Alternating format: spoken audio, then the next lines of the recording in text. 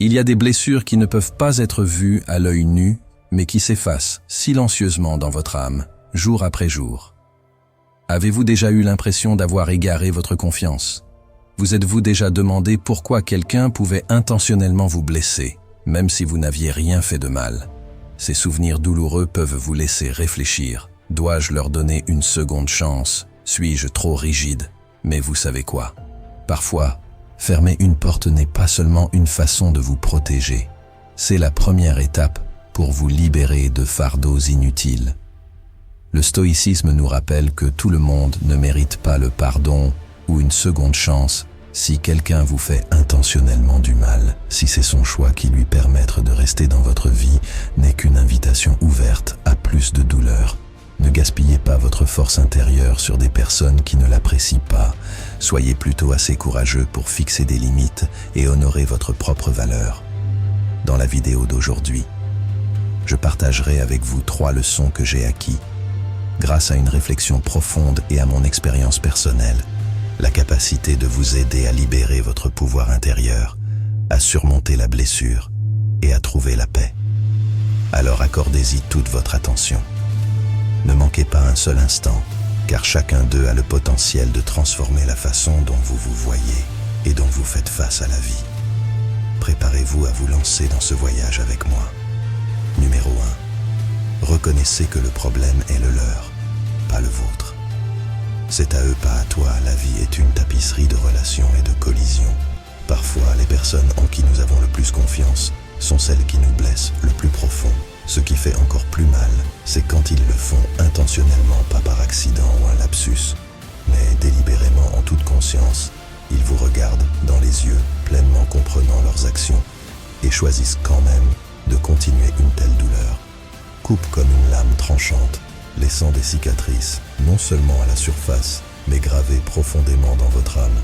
Mais écoute-moi, tu n'es pas défini par ce qu'ils t'ont fait. La faute ne t'incombe pas, elle leur incombe. Quand quelqu'un te blesse intentionnellement, cela vient souvent de leur propre tourment intérieur. Peut-être qu'ils envient ce que tu as, ce que tu as accompli, ou même la lumière que tu apportes au monde. Au lieu de s'efforçant de s'améliorer, ils prennent le chemin le plus facile, vous tirant vers le bas pour pouvoir paraître plus grand. Ne confondez jamais leurs actions avec votre valeur. Leur malice n'est pas un reflet de vous, mais un miroir de leurs propres insécurités. Comme Marcus Aurelius l'a écrit un jour, lorsque vous vous réveillez le matin, dites-vous que les personnes avec qui je traite aujourd'hui seront des intrus, des ingrats, des arrogants, des malhonnêtes, jaloux et renfrognés. Ils sont comme ça parce qu'ils ne peuvent pas distinguer le bien du mal.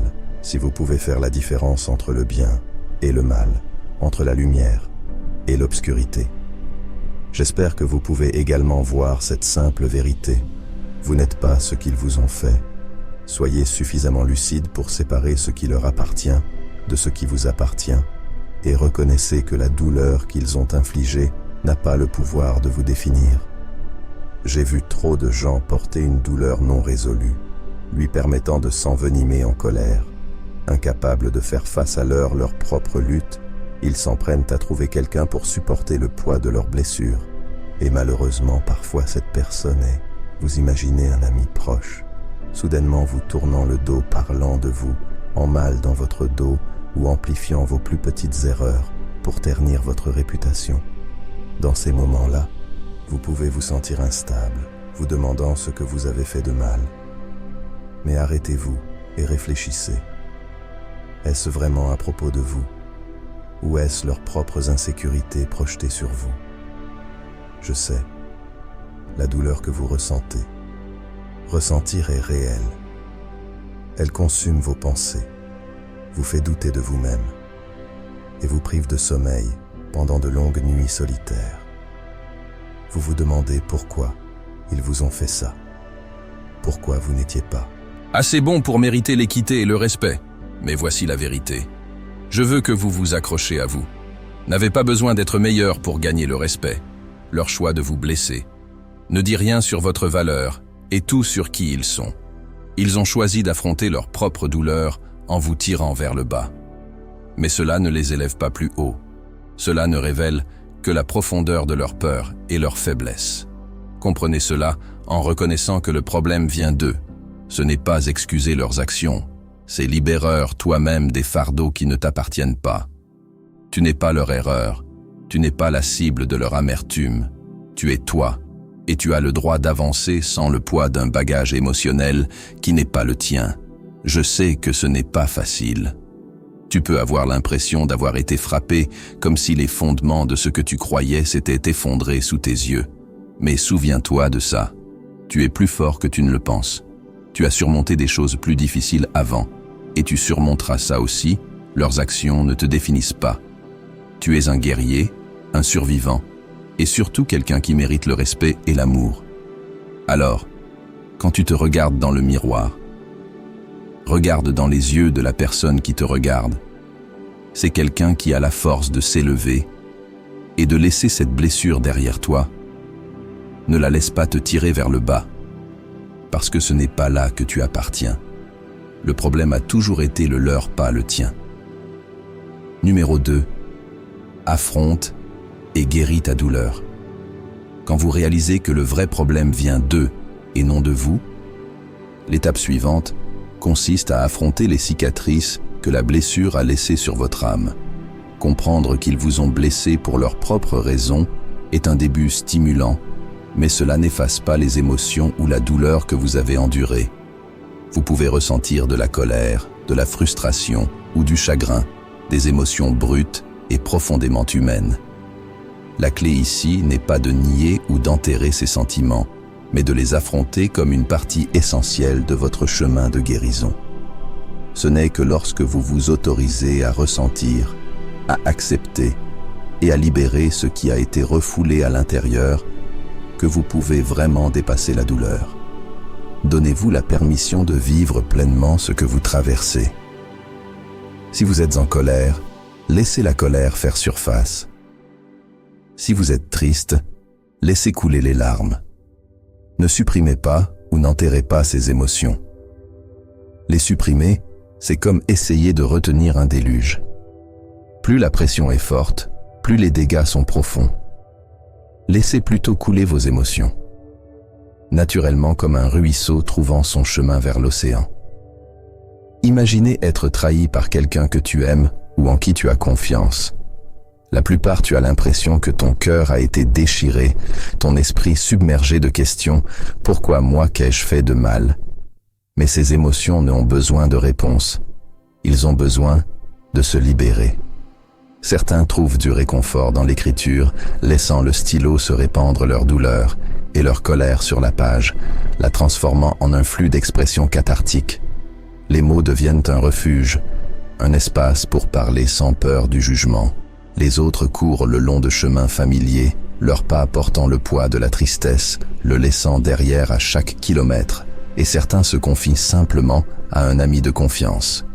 Quelqu'un qui écoute sans jugement, offrant le réconfort de savoir que vous n'êtes pas seul. Une fois ces émotions libérées, vous commencerez à remarquer que la douleur n'exerce plus le même pouvoir écrasant. C'est le moment où vous pouvez changer la façon dont vous percevez votre histoire.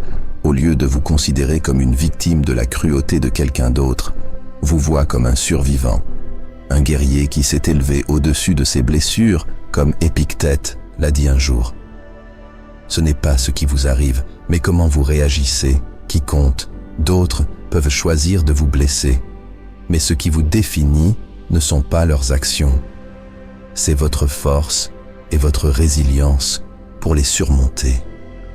Pensez aux cicatrices sur votre corps ou votre âme comme de précieuses médailles.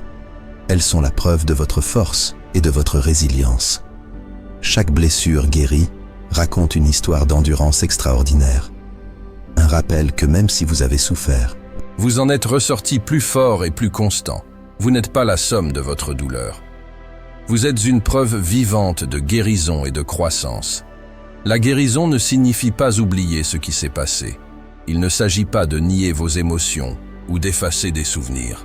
Il s'agit d'apprendre à faire face, accepter et avancer avec un cœur qui est devenu plus fort grâce à l'adversité. Quand quelqu'un vous blesse délibérément, vous n'êtes pas obligé de le faire. Donnez-leur une seconde chance. Cela ne signifie pas nourrir de la haine. Cela signifie protéger votre cœur des blessures répétées. En faisant cela, vous vous donnez la possibilité de vivre mieux, plus libre et plus fort, parce que vous le méritez. Et peu importe l'ampleur de la douleur, cela ne peut pas enlever le courage et la valeur inhérente en vous. Si vous avez quelque chose à partager, une question, une perspective, ou même votre propre histoire, n'hésitez pas à la laisser. Les commentaires considèrent cela comme un espace sûr où nous pouvons converser et chercher des réponses ensemble pour votre voyage. Chaque individu porte ses expériences uniques et grâce au partage, écoute et discussion, nous pouvons découvrir de nouvelles perspectives, de nouvelles solutions et peut-être un chemin à suivre qui vous apporte clarté et confiance. Passons ensemble à l'étape suivante de votre processus de guérison numéro 3. Entourez-vous de voix positives. Souvent, nous négligeons cette vérité cruciale. Les voix dont nous nous entourons ont une immense influence sur la façon dont nous récupérons et reconstruisons. Il est temps de vous demander quelle voix vous écoutez. Apporte-t-elle vraiment de la positivité et vous aide-t-elle à devenir plus fort ou sont-elles des échos qui vous ramènent dans la souffrance du passé? Les personnes que vous choisissez d'écouter et de côtoyer sont comme des architectes invisibles qui façonnent l'espace de votre monde intérieur. Choisissez donc soigneusement dans la vie. Il y a ceux qui ne peuvent pas ou ne veulent pas comprendre le voyage que vous faites. Ils peuvent douter de vos efforts, se moquer de votre transformation ou même essayer de vous entraîner dans les ténèbres auxquelles vous avez tant lutté pour échapper. Cela ne signifie pas toujours qu'ils ont l'intention de vous faire du mal. Parfois, ils sont simplement limités par leur propre perception, mais leurs intentions ne le sont pas. Peu importe que ce soit important, vous ne pouvez pas laisser leur voix freiner votre progression. Comme Épicure l'a dit un jour, la clé est de ne fréquenter que des personnes qui vous élèvent et dont la présence fait ressortir le meilleur de vous-même. Laissez cette sagesse vous guider lorsque vous réfléchissez à qui mérite une place dans votre espace mental et émotionnel. Imaginez que vous escaladez une montagne en quête du sommet de la paix et de la liberté spirituelle. Vous avez besoin de compagnons qui vous tendront la main pour vous relever lorsque vous vacillerez. Pas ceux qui s'attardent en dessous, vous critiquer ou vous retenir. S'entourer de voix positives n'est ni égoïste ni insensible. C'est une façon de protéger votre énergie et de donner la priorité à votre croissance. Certains peuvent résister à votre changement, non pas par méchanceté, mais parce qu'ils ne savent pas comment y faire face. Ils peuvent se sentir en insécurité lorsque vous progressez ou mal à l'aise lorsque vous dépassez des limites qu'ils n'ont pas encore surmontées.